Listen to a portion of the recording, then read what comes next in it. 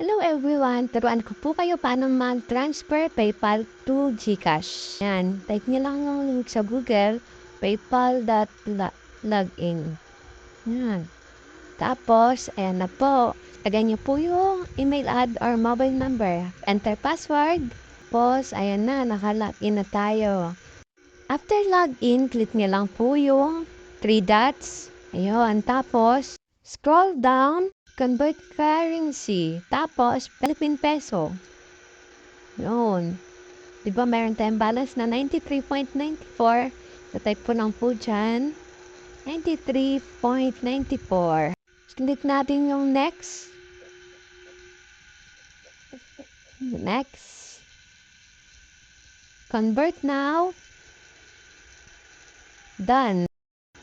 Ayun, nasa Philippine Peso na po siya. Hindi na siya USD. Punta naman po tayo sa ating GCash.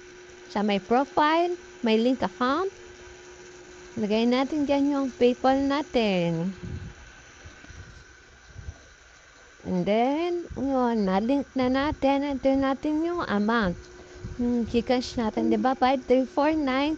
Tinahit ko dyan, hindi pala pwede kasi meron siyang convenience fee. Kaya babawasan natin ng amount na 53. Ililess ko lang. Kaya 5295 yung aking nilagay.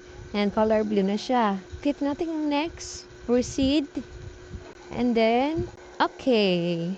Okay. And na po. Ayan na po. Nasa GCash na po ang ating money. Thank you for watching. Sana po ay may natutunan kayo.